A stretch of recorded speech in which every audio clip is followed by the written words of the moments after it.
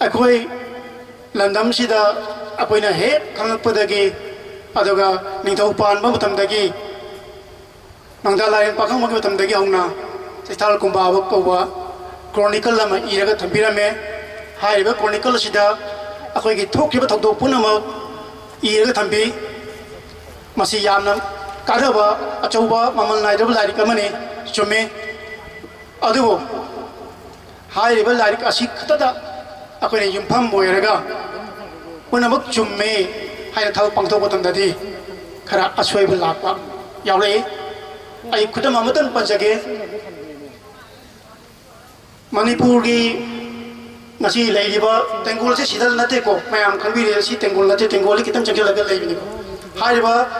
तेंगोल सिदा लांगा Thiel चिंगदगी British ना टॉप कापे बा टॉप से करी नोंमैनो मरु से मैना पानब्रा पानदब्रा कोई कंफर्म तो ngam सैथाल गुंबाबदगी मरु से मैना पालनगरे कनागुमन कथौ बखरन कखरबने सोंददी ब्रिटिश ने कापैबा नोंमैदोदी मैना पानदी हैबसे रेकॉर्ड मोइदी यावरी फोटो कोनन नोंमैदो मरु लै अदुगी अमुक अनिसुगदा हाइरिबा टॉपसिबु कापैबा मीजिंगसे रॉयल आर्टिलरी हाइरिबा रॉयल आर्टिलरी से ब्रिटिश मसा हतनी इंडिया मचा यावते अदुबो अखोइगी सैथाल कुंबाबदा इरिबदी करी हाइनि इ पंजाबी न बोमदियर काथरे है इ अदुदि क्याम चाउन फरक लैग्रे आराम खरा दम थेनरे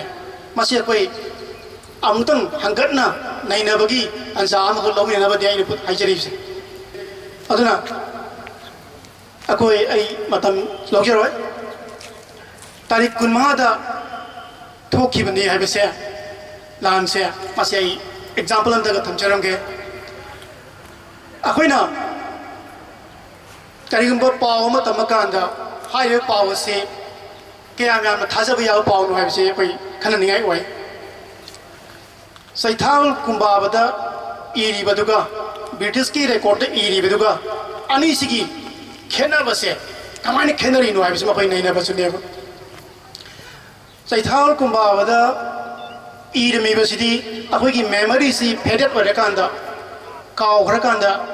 अमुक इखतपा लोइनबकी नचदे नाइजैसे खोंजोम लान की मतांगी वरिने खोंजोम लान की मतांगदा सैथाल कुंबाबदा संखतलीबसिदी लान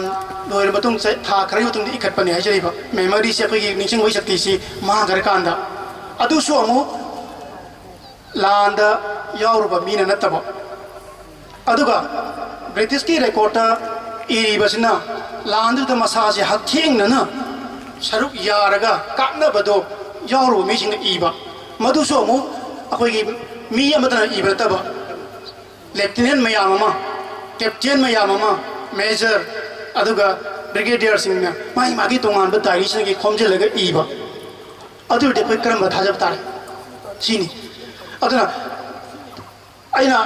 पंजदिबा डॉक्यूमेंट सिदी टेलीग्राम अमका टेलीग्राम नंबर सी चामगा कुमफुम दोइने 163 तारीख ना अप्रैल की तारीख कुनमंगा लान सोलग निमिषदा इबा सिटीनी कनान इबनो ब्रिगेडियर जनरल ग्राहम इबनी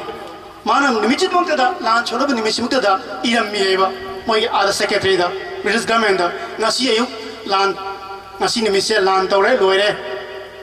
सिमाय जान तौन लान की वारी दुमान लीरगा निमितुदा थारिबा चिठी टेलीग्राम अदो मधु चुमोइदरा मैं आउत खंदियो निमितुदा लान तौरे थारिबा चिठी दो लानगदरा और मिथा अमा अनिगी अहुंगी मतुंगदा सो अखोइ वखन निंगसनगा निंगसंग ngамद्रबा तंदा इबा मसासु लान जाउदबिने इबदुगा अनिसे करमने चुंगदगे प्राइमरी सोर्स नि अमा सोंगी ब्रिटिश किसिना सोंगी सिना सेकेंडरी सोर्स सिंगा इमने अजा अखोइने प्राइमरी सोर्स थाजदना करम सेकेंडरी सोर्स थाजगदोइनो हाइबा क्वेश्चन से थमजरगा अजा ngasi से कोई पुनमंगना अप्रैल की तारीख 9 से खोंजोंगी लान अदुरी सोंनै हाइबसे मै थमजगे अदुगा लान सोंनबगी नमिसि अखोइ थमगा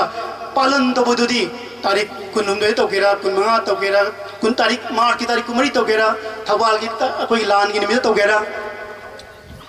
ꯑꯩꯈꯣꯏꯒꯤ ꯃꯅꯤꯄꯨꯔꯅ ꯅꯤꯡꯈꯥ ꯇꯝꯕ ꯃꯥꯡꯈꯤꯕ ꯅꯨꯃꯤꯠ ꯑꯦꯄ꯭ꯔꯤꯜꯒꯤ ꯇꯥꯡ 13ꯗ ꯇꯧꯕꯤꯒꯦꯔꯥ ꯑꯃꯗ ꯇꯧꯈ꯭ꯔꯁꯨ ꯀꯥꯏꯕ ꯂꯩꯇꯦ ꯑꯃ ꯁꯨꯞꯆꯜꯂꯒ ꯑꯦꯡꯒ꯭ꯂꯣ ꯃꯅꯤꯄꯨꯔꯤ ꯋꯥꯔ 1891 ꯍꯥꯏꯔꯒ ꯅꯨꯃꯤꯠ ꯑꯃꯗ ꯁꯨꯞꯆꯟꯕꯗꯤ ꯌꯥꯏ ꯑꯗꯨꯕꯨ ꯊꯣꯛꯈꯤꯕ ꯊꯧꯗꯣꯛ ꯑꯃ ꯊꯧꯗꯣꯛ ꯍꯥꯏꯕꯗꯤ ꯈꯣꯡꯖꯣꯝ ꯂꯥꯟ ꯊꯣꯛꯈꯤꯕ ꯅꯨꯃꯤꯠꯇꯨꯗꯤ ꯑꯦꯄ꯭ꯔꯤꯜꯒꯤ ꯇꯥꯔꯤꯛ 15ꯅꯤ ꯍꯥꯏꯕꯁꯤꯒꯤ ꯑꯩꯈꯣꯏꯒꯤ ꯁ꯭ꯀꯨꯜꯒꯤ ꯀꯣꯂꯦꯖꯒꯤ ꯂꯥꯏꯔꯤꯛꯁꯤꯡꯗ ꯏꯔꯒ ꯑꯉꯥꯡꯁꯤꯡꯅ ꯇꯝꯕꯤꯕꯗꯨ ꯃꯗꯨꯃꯗꯤ ꯆꯪꯉꯤ ꯍꯥꯏꯖꯕꯅꯤ ꯑꯩꯅ ꯍꯥꯏꯖꯔꯤꯁꯦ ꯄꯥꯂꯟ ꯇꯧꯕ ꯅꯨꯃꯤꯠꯇꯨꯗꯤ ꯇꯧꯅꯤꯡꯕ ꯅꯨꯃꯤꯠꯇ ꯇꯧꯕꯤꯔꯣ ꯑꯗꯨꯒ ꯃꯅꯤꯄꯨꯔ ꯂꯩꯉꯥꯛꯅ ꯉꯁꯤꯒꯤ ꯑꯦꯄ꯭ꯔꯤꯜꯒꯤ ꯇꯥꯔꯤꯛ 15ꯁꯦ ꯃꯁꯤꯗ ꯈꯣꯡꯖꯣꯝ ꯂꯥꯟ ꯁꯣꯛꯅꯈꯤ ꯍꯥꯏꯕꯁꯤꯃꯇꯪ ꯇꯥꯕꯤꯅꯕ ꯁꯔꯀꯥꯔꯒꯤ ꯃꯥꯏꯀꯩꯗ